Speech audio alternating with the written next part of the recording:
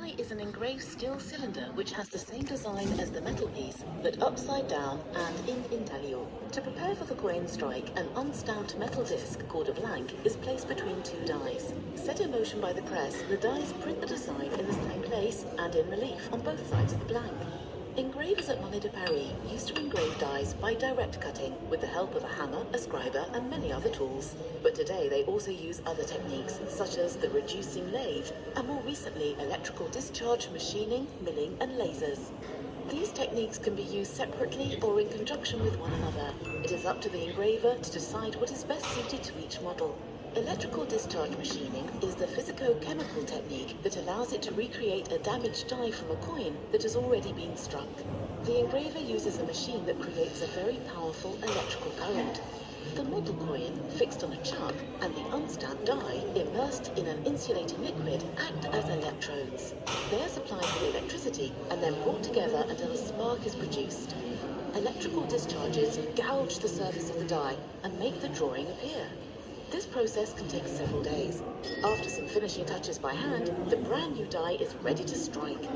For the milling technique, the drawing to be engraved is a digital file created by a Monet de Paris engraver. The engraver loads the 3D drawing into a machine tool called a computer numerical control milling machine. This then automatically engraves the drawing with the help of a cutting tool. While milling is good for achieving deep and detailed designs, it does not guarantee a perfect result, and the engraver often has to retouch the die by hand. Top of the master die. The second master die, which is mobile, is placed on top of the blank. Ready to strike, watch your hands. The press exerts a pressure of several hundred tons. It's like 20 huge lorries crushing the blank, which deforms it like putty and takes on the relief of the master dies. However, with each striking, the metal is compressed, losing its flexibility. This is due to hardening, an inevitable physical phenomenon. If we strike metal that has been compressed like this again, it could break. To be restruck, the metal must be annealed for several hours in a furnace at around 600 degrees Celsius. With each new striking, the metal's design becomes sharper and sharper. Sometimes we need to strike 1, 2, 3, 4, or 5 more times. But how do you ensure that the metal is always restruck in the same axis? Two devices ensure the correct position of the master dies in the box. The guide, a small groove on the master dies that slots on the finger stop, a protruding tab located inside the box. Award citizens who distinguish themselves by their actions, the French state gives them official decorations: the Legion of Honor, the Military Medal, the National Order of Merit, and the Orders of Maritime Merit, Academic Palms, Arts and Letters, Agricultural Merit, all have insignia of different shapes and colors. They may consist of one or more articulated parts, each of which must be manufactured. As with medals, it all starts with the punching of a blank. The decorations are not necessarily round, so they're called shape blanks. The punch press operator places the appropriate tool in the punch press and inserts a metal plate. Click, like a factory cutter, the press punches the blanks. Then comes the stamping method. Placed between two steel dies that are engraved with the designs to be printed, the blank is struck and annealed several times until the desired design appears clearly. The surface metal that has overlapped the blank at the time of the strike is called the flash. To remove it, the metal fitter designs a tool which, with the help of a press, punches and perforates the blank. The future decoration is ready to be colored. Jewelers and enamelers transform the still rough objects into real insignia. The parts decorated with color and enamel using the grand feu technique.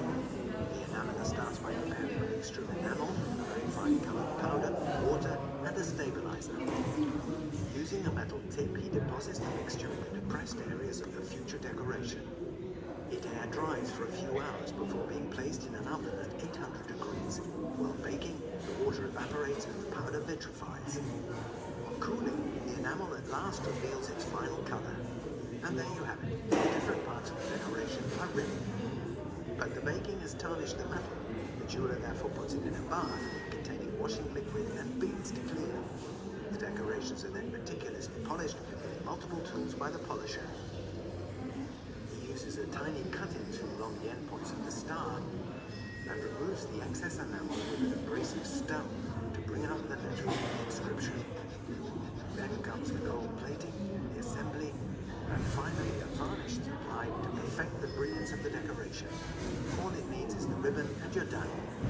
Monnaie de Paris produces 600 decorations per month, and thus continues a craft that's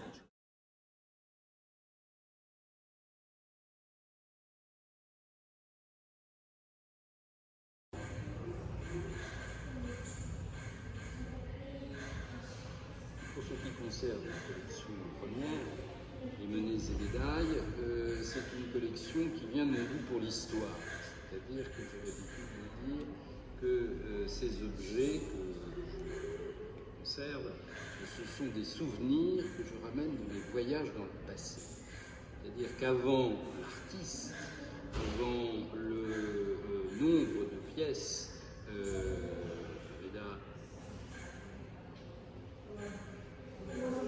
qui représente quasiment exclusivement des artistes. Là, j'ai acheté il n'y a pas si longtemps.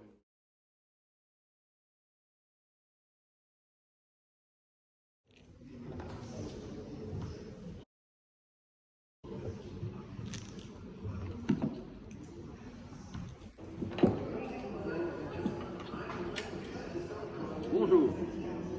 Alors moi je suis un gros sou en fait. Le nom n'est pas très élégant et vous...